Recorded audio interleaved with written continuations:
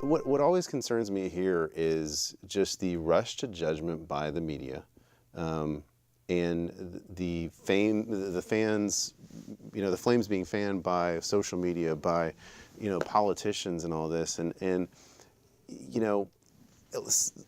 let's set this case aside because we've kind of beat it to death, but I mean, this is happening so much more in other cases. The Denny's case.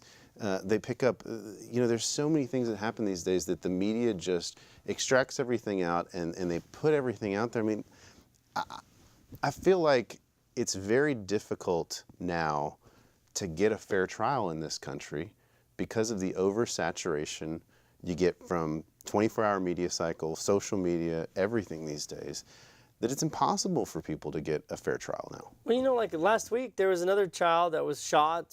Thank God they'd lived.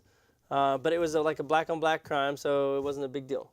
Well, did you hear about the father that stabbed his 3 kids with a screwdriver? Yeah. That got about 10 minutes. Or what about the two young girls, 12 and 14-year-old girls who killed their mother? Because they took their cell phone away? Right. Yeah. Let me tell you what I think it is.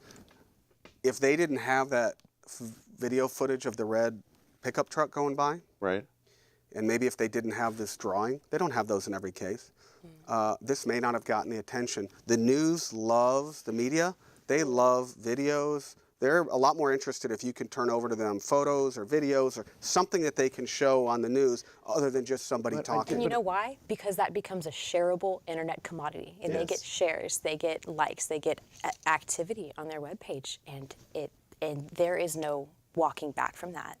Right. We've crossed that Rubicon. But in this case, right, you're absolutely right. But in this case, you had it even further. I mean, you have a 7-year-old girl being shot to death, and then you have DeAndre Hopkins, sure, Pro Bowl wide receiver, maybe the best wide receiver in the league, coming out and saying, "I'm going to donate my playoff game check to helping solve this." So we've. It worked. It did.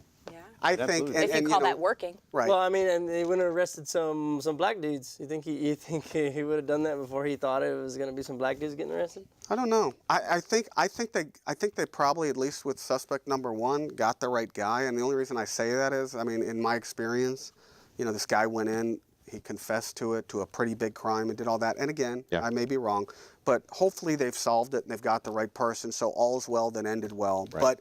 But it could have gone much differently.